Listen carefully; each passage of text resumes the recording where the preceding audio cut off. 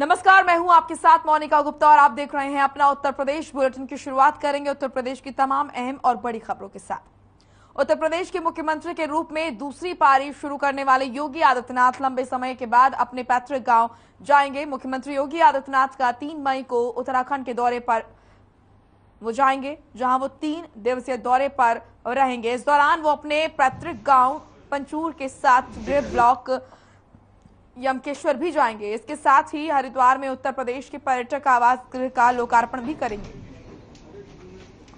मुख्यमंत्री योगी आदित्यनाथ कोरोना संक्रमण काल के दौरान 20 अप्रैल 2000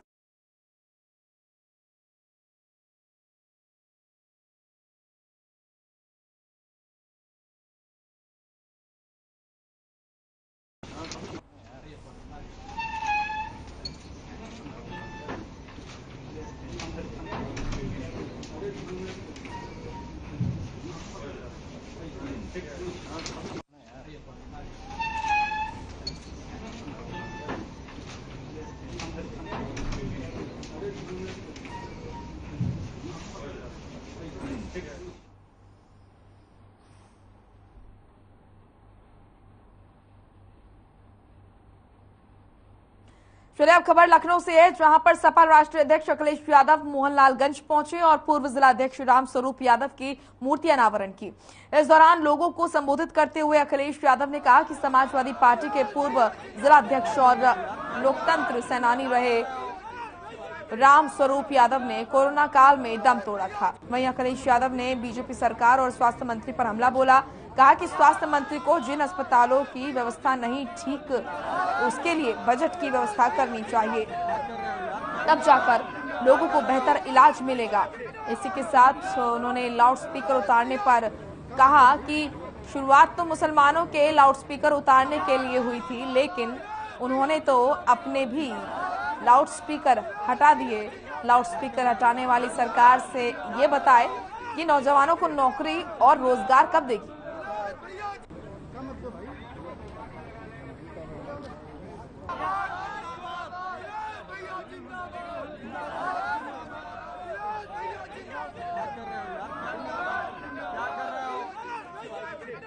स्वास्थ्य मंत्री जी को दौरा नहीं करना चाहिए। स्वास्थ्य मंत्री जी को जिन अस्पतालों की व्यवस्था ठीक करनी है उसके लिए बजट उपलब्ध कराना चाहिए।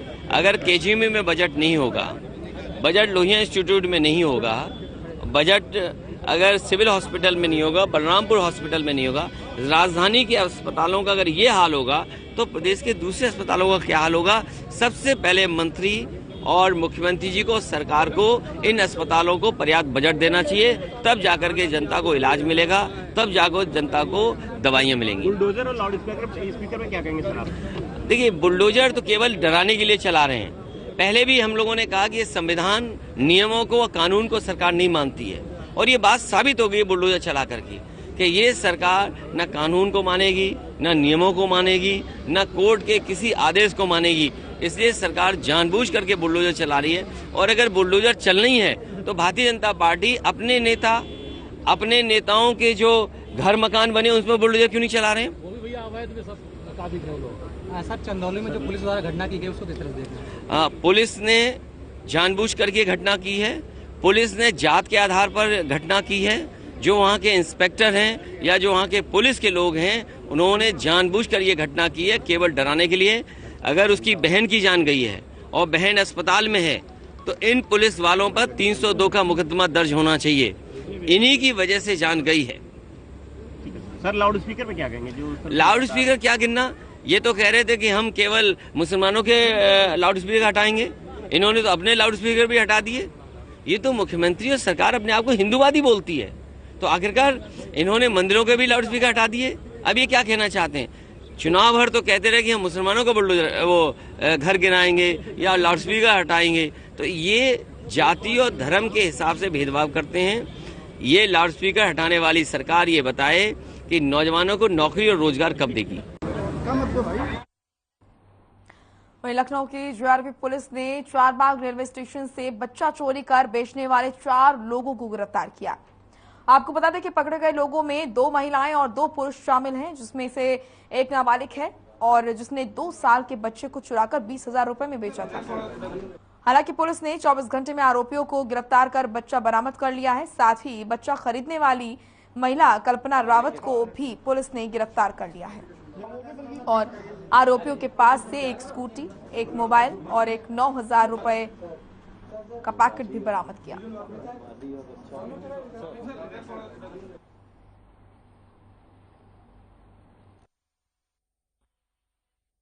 एक मुकेश नंबरदार नामक व्यक्ति अपने 3 बच्चों के साथ सो रहा था, जिसमें उसकी 2 लड़कियां थीं और एक लड़का 2 वर्ष के लगभग का। इस व्यक्ति की पत्नी इसको छोड़कर चली गई है और तीनों बच्चं को भी छोड़ गई है। तो इनका लालन पालन यही व्यक्ति कर रहा है, जैसे भी ये कर पाता है। मजदूर स्तर का व्यक्ति है। तो रात्रि में इसको नहीं पता चला, सुबह जब इसकी नींद खुली तो इसने देखा कि इसका 2 वर्षीय बच्चा, जिसको ये घर का नाम उसने इसका रख रखा है घोटोली नाम का लड़का है इसका, ये नहीं था। तो इसने यहाँ आके थाने पर पहले आसपास तलाशा, फिर यहाँ थाने पर आके सूचना दी।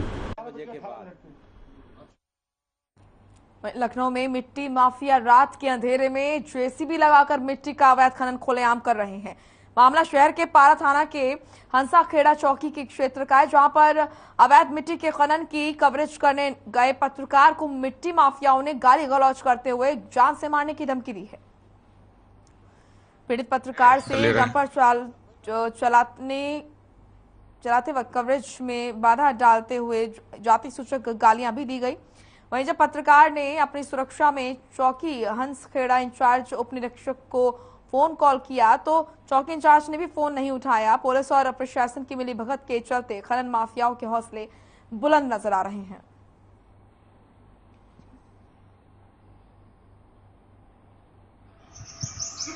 किसके पास है कर ले रहे हैं?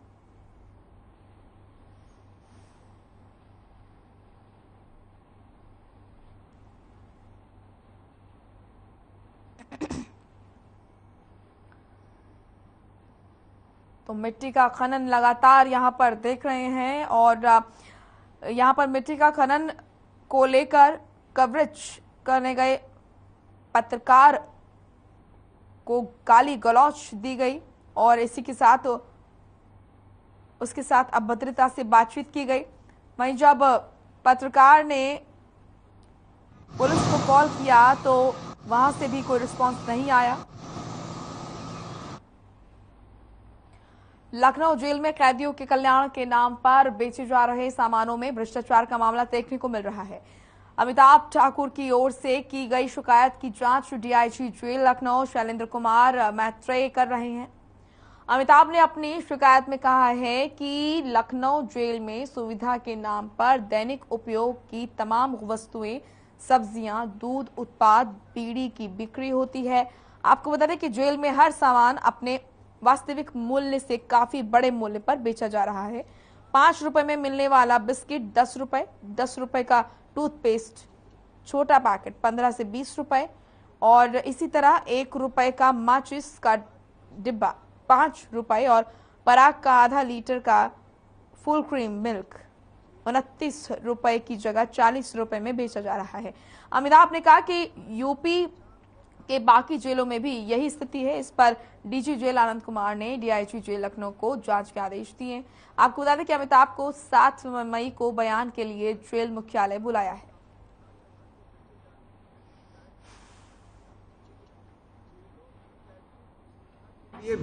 जेलों में कैदियों की सुविधा के लिए बेचे जा रहे सामानों में भारी भ्रष्टाचार और काफी बढ़ा चढ़ा के बेचे जाने की मेरी शिकायत पर डीजी जेल आनंद कुमार ने डीआईजी लखनऊ परिक्षेत्र शैलेंद्र मैत्रेय को जांच दी है, जिन्होंने मुझे 7 मई को जेल मुख्यालय पर बयान के लिए बुलाया है।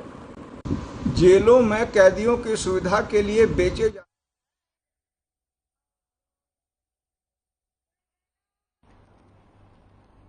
चलिए अब खबर जहांगीराबाद से है, जहां पर लैब टेक्नीशियन और सहायक नर्स के बीच विवाद हो गया, जिसके बाद लैब टेक्नीशियन की पत्नी पीएचसी प्रभारी के कार्यालय पर पहुंची और कार्यालय पहुंचकर कार्यालय में हाई वोल्टेज ड्रामा भी किया और इस विवाद के दौरान पीएचसी प्रभारी ने महिला से बिगड़े बोल बोले।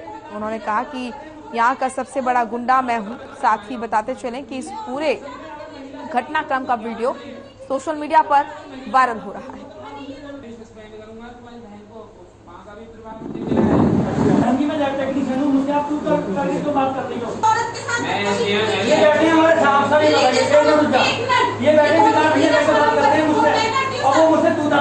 हमारे ऑफिस में महिला से बात करूंगा महिला से बात करूंगा तो आप सस्पेंड करूंगा। तुम्हारी बहन को वहाँ का भी प्रभाव मैं लैब टेक्नीशियन हूँ, मुझसे आप तो बात कर रही हो।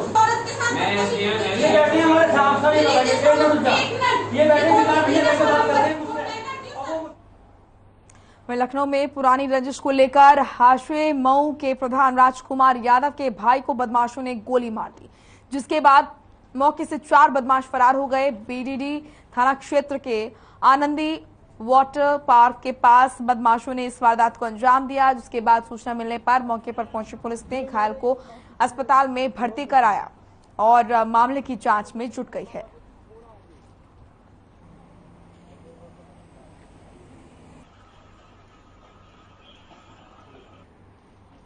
आज शाम लगभग 8 बजे के आसपास पुलिस को एक सूचना प्राप्त होती है कि बीडीडी थाना क्षेत्र में आनंदी वाटर पार्क के पास किसान पथ के पास एक व्यक्ति है राजकरण यादव, जो कि हासेमऊ ग्राम प्रधान के सचिव भाई हैं।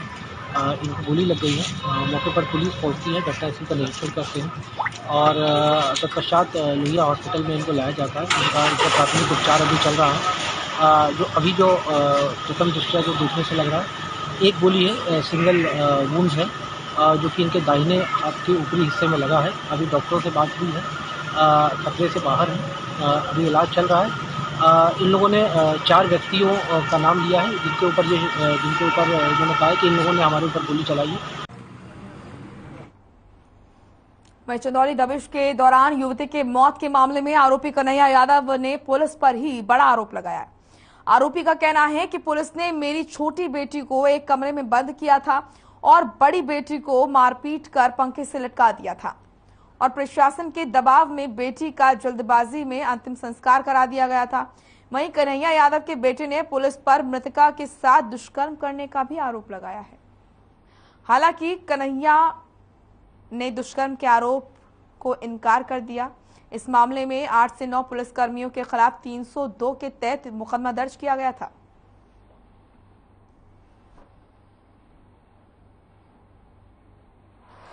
कल दिनांक 3/5/2022 को 3 महत्वपूर्ण त्यौहार मनाए जाने हैं, जिनमें चंद्र दर्शन के अनुसार से ईद मनाए जाने का ऐलान हो चुका है और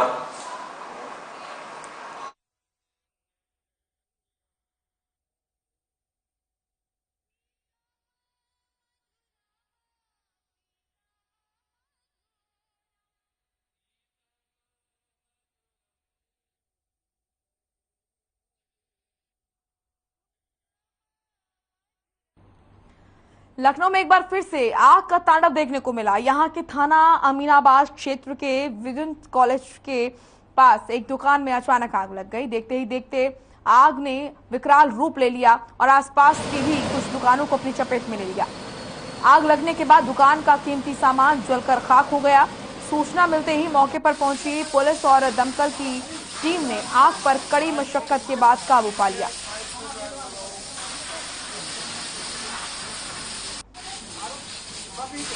तो आग लगने से काफी नुकसान बताया जा रहा है। देखते ही देखते आग ने विकराल रूप ले लिया और आग फैलती चली गई। फिलहाल आपको बता दें कि कड़ी मशक्कत के बाद आखिरकार आग पर काबू पा लिया गया है।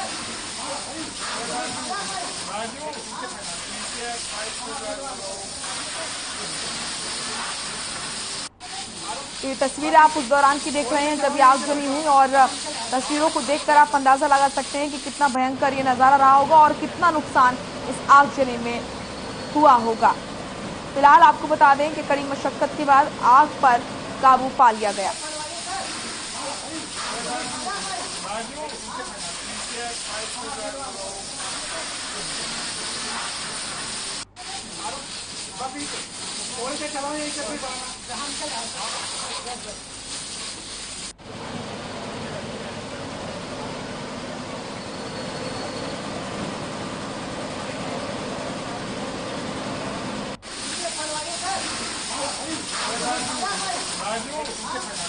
तो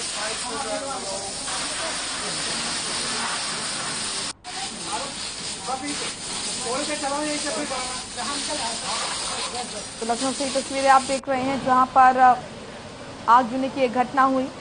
इसमें काफी नुकसान बताया जा रहा है। फिलहाल फायर ब्रिगेड की गाड़ियां वहां पर पहुंची और कड़ी मशक्कत के बाद आग पर काबू पाया गया।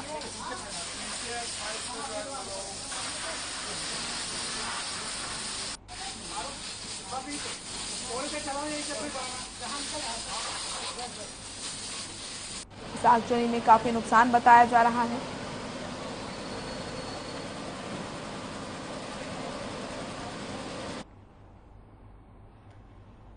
राजधानी लखनऊ के स्कूलों में कोरोना का साया मंडराने लगा है। राजधानी में तेजी से कोरोना पैर पसार रहा है। ऐसी स्थिति में अभिभावकों को डर सताने लगा है कि कहीं उनका बच्चा भी कोरोना से संक्रमित ना हो जाए।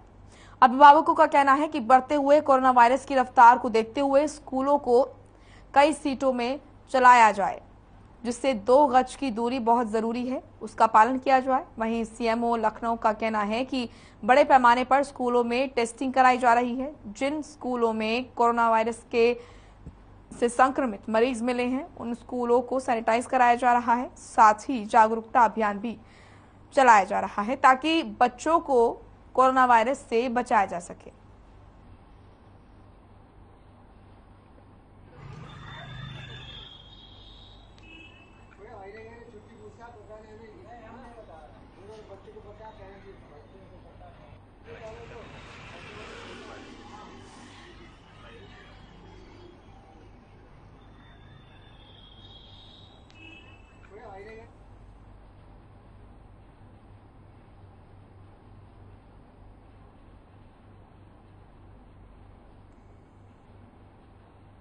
चलिए अब खबर कानपुर से है, जहां पर नवीन नेत्र विभाग का उद्घाटन किया गया। इस दौरान निःशुल्क नेत्र परीक्षण शिविर का भी आयोजन किया गया। वहीं मंत्री संदीप जैन ने बताया कि हम अपने हेल्थ केयर का विस्तार कर रहे हैं। इसमें आगे निःशुल्क ऑपरेशन और डायलिसिस की व्यवस्था की भी जानकारी दी गई। साथ ही कैंप में मुख्य रूप से कार्यक्रम संयोजिका अलका जैन, शालिनी जैन, सुनीता जैन, अशोक जैन उपस्थित रहे। उसमें भी हमारा एक चिकित्सालय चलता है और वहाँ पर भी ये सभी सेवाएं वाले यहाँ आते हैं और दोनों ही जगह हमारी सेवाएं इस तरह से चल रही हैं। अभी विचार सेल्वी हॉस्पिटल जो अहमदाबाद का एक है,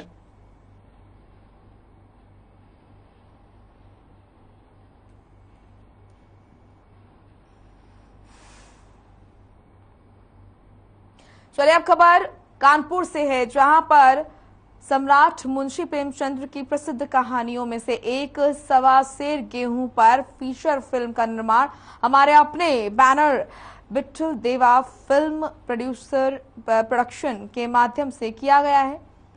इसकी संपूर्ण शूटिंग भौती कानपुर नगर और तुलसी भवन शास्त्री नगर आदि स्थानों पर कानपुर और मुंबई के कलाकारों की ओर से की गई है।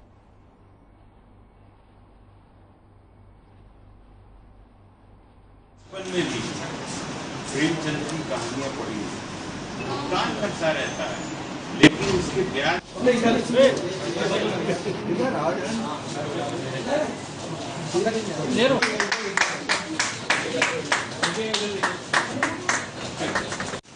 आप लोग बचपन में भी प्रेमचंद की कहानियां पढ़ी, कान करता रहता है, लेकिन उसके ब्याज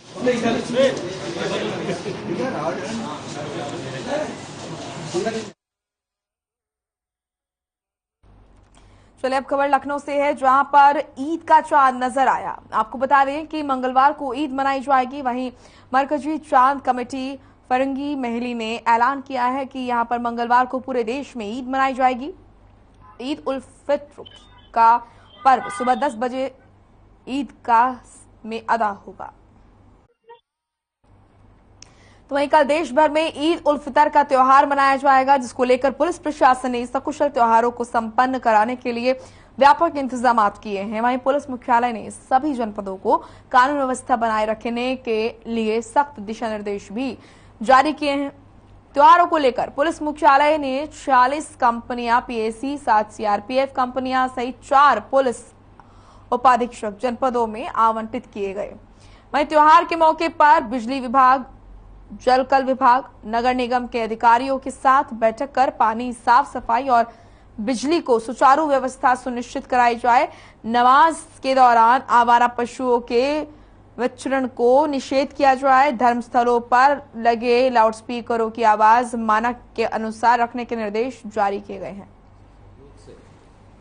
भारी मात्रा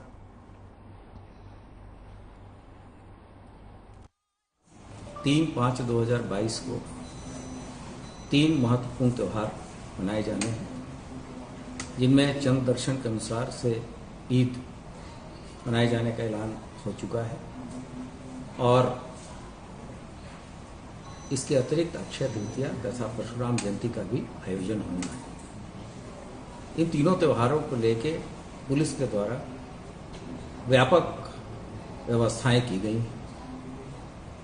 सभी धर्म गुरुओं से बातचीत हो गई है तथा ये सबको स्पष्ट किया जा चुका है, पुलिस और प्रशासन के द्वारा तथा धर्म गुरुओं के द्वारा भी ये अपील की जा चुकी है कि सभी कोई भी त्योहार परंपरागत तरीके से ही मनाया जाना है तथा किसी भी सार्वजनिक स्थल पे को बाधित नहीं करना है अपने पूजा और अर्चना या इबादत के दौरान।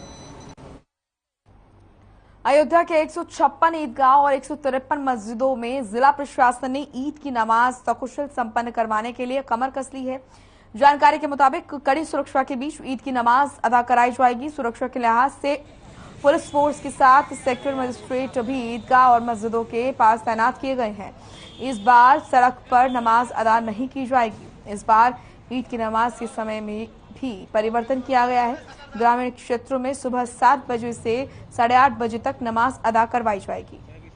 वहीं 8:30 से 9 तक शहर की ईदगाह और मस्जिदों में नमाज संपन्न कराई जाएगी। हालांकि 2 साल बाद कोरोना के चलते ईद का त्योहार मनाया जा रहा है, जिसको लेकर मुस्लिम समुदाय में खासा उत्साह है।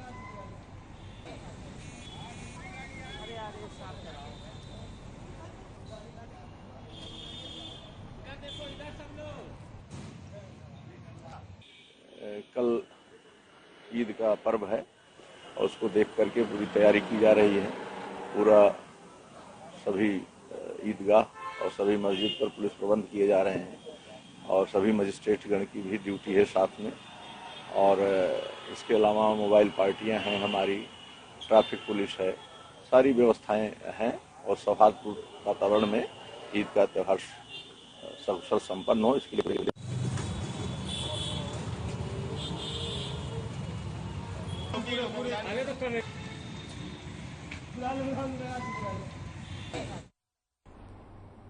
रामनगरी अयोध्या और नवाबों की नगरी फैजाबाद में कोरोना काल के 2 साल बाद ईद के मौके पर आपको बता दें कि शहर में रौनक दिख रही है। दुकानों पर ईद के सामान सज गए हैं। सेवई की तरह तरह की वैरायटी भी इस बार उपलब्ध है। खासकर बनारसी सेवई लोगों को पसंद आ रही है। मुस्लिम समुदाय कोरोना के चलते 2 साल से ईद नहीं मना पाए थे और अब बाजारों में और दुकानों में रौनक देखने को मिल रही है। लोगों के चेहरे पर भी रौनक है। सभी के चेहरे पर ईद की रौनक है। कल 3 मई को मुस्लिम भाई धूमधाम से ईद मनाएंगे। शहर से लेकर ग्रामीण क्षेत्र तक मुस्लिम लोग ईद की तैयारियों में जुटे हुए हैं।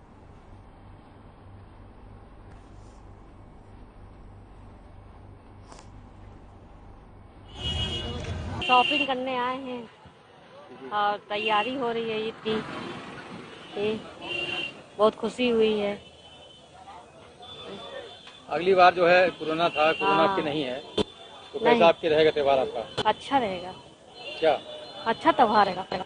आपके सेवइयों की वैरायटी में थोड़ी सी बढ़ोतरी आई है। सेवई कितनी वैरायटी की आई है, जैसे ये लच्छा आया हुआ है, लच्छा है। उसके बाद सबसे अच्छी सेवई इस समय अमन की चल रही है जो बनारस से आती है। और उसके बाद ये मोटा लच्छा है जो फालूदा है और तरह तरह की इसकी सेवई बनाई जाती है। ये सुल्तानपुर से आती है। आपकी सेवई की वैरायटी पहले 2-3 तरह की आती थी, इस बार सेवई की वैरायटी कम से कम 10 तरह की आई हुई है। उसमें लच्छा है, बनारसी सेवई आती है, भुनी आती है, कच्ची आती है और दिलीप का डब्बा आता है 1 किलो का, और अमन आता है, मुमताज महल आती है। ये सब सेवई बढ़िया होती है। दुकानदारी कोरोना के हिसाब से आपकी तो बहुत अच्छी चल रही है। दुकानदारी पिछले साल बहुत ढीली थी और टाइमली दुकान लगानी पड़ती थी, इसकी वजह से नहीं हो पाती थी, अपनी पूरी दुकानदारी मिल रही है और प्रशासन भी साथ दे रहा है, कोई दिक्कत की बात नहीं है, दुकानदारी अच्छे से हो रही है, बहुत बढ़िया। चलिए फिलहाल अपना उत्तर प्रदेश में इतना ही। आप देखते रहिए हर खबर। नमस्कार।